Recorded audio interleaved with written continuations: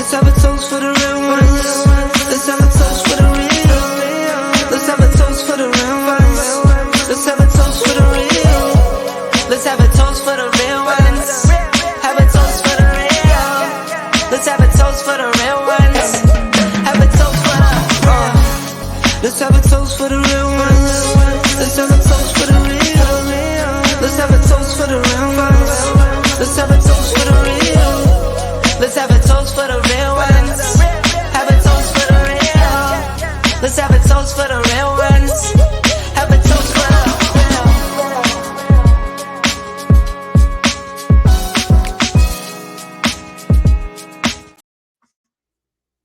real. What's up, everybody? Welcome to Spirit Week to Auld Syne. I'm your girl T, and this is King of Kings. Pretty tell me what they call me.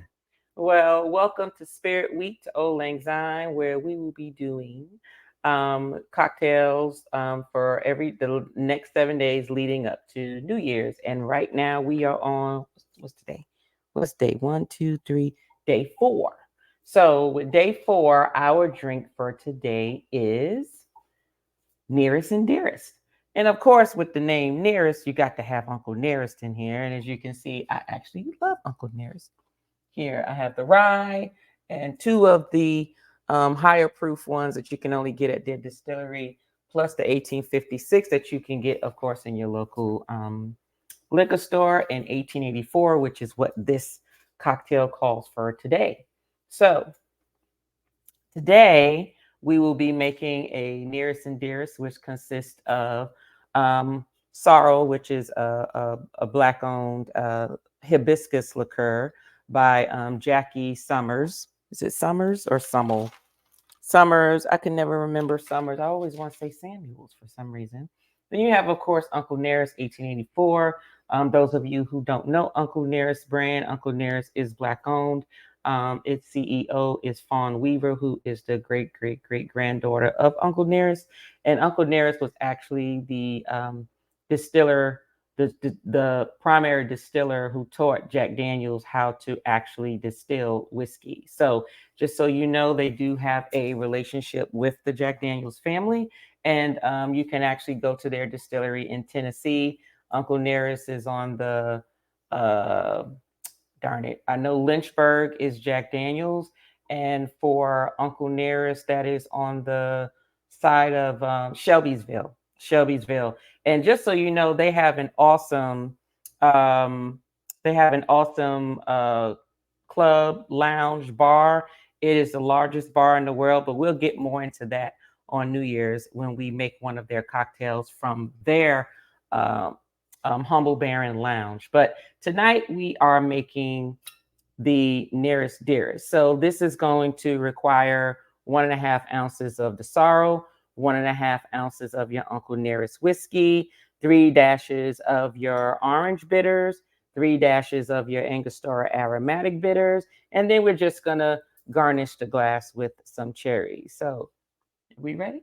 Yes. Okay. Now, since this drink does not require, and I'm gonna move this to the side, since this drink does not require any type of citrus, we're not going to shake it, but I'm just going to put it in here just so I can chill it. I'll put some ice and just rock it back and forth just to get a little chill, and then I will strain it into the glass.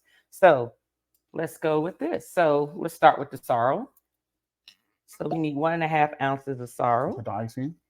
But let's save the ice for last because I don't want to put too much ice. Okay. All right. So 1.5 ounces. So this is 1 ounce here. And then a half.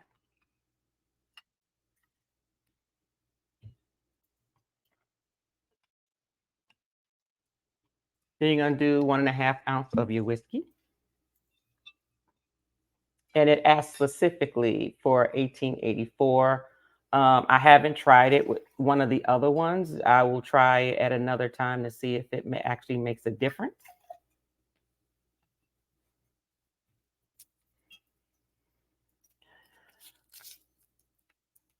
Three dashes of orange bitters.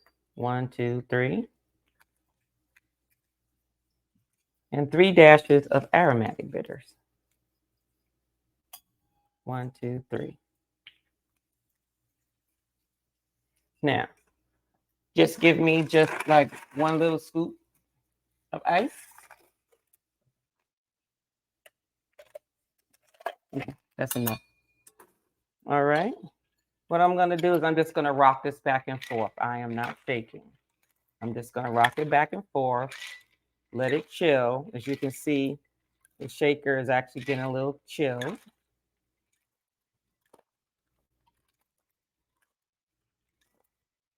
All right. So now it's chilled.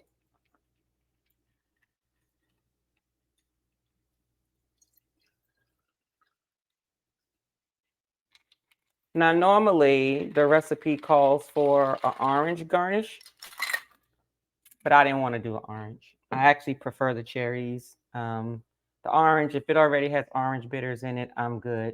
But here, we're just going to garnish it with a cherry. Ooh, uh-oh. With the cherries. So, there you have it.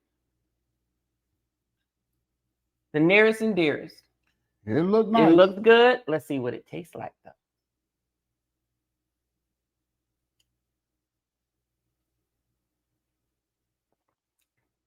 Oh, this is good. This is good for me. You won't like it because whiskey is not your thing. And mixed with that sorrel may not have the taste that you like. Ooh, it tastes like an old dirty boot.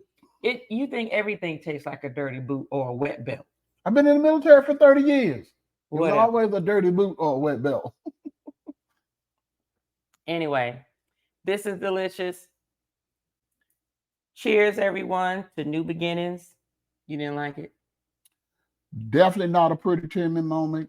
Definitely not a pretty Timmy moment. Whatever. But anyway, if you like this video, hit the like button. Please share it with your community as well as subscribe for more notifications since I will be continuing on through day 7. In addition, instead of my Tuesday libations, which occurs every Tuesday at 7:30, we will be in Las Vegas.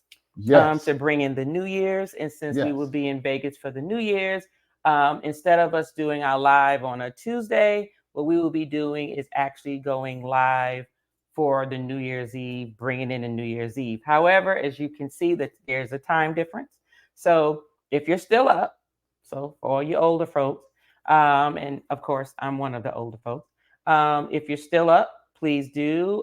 It will be 11:30 p.m. to just for an hour from 11:30 to 12:30 Pacific Standard Time, which means it will be 2:30 a.m. here, Eastern Standard Time. But if you miss it and you still want to see what is it like bringing in the New Year's in Las Vegas, all you got to do is watch the replay of the video on New Year's Day. It'll be just as good. So, what you got? Fremont Street, Vegas, New Year's Eve. Be there or be square. That's a circle. Square.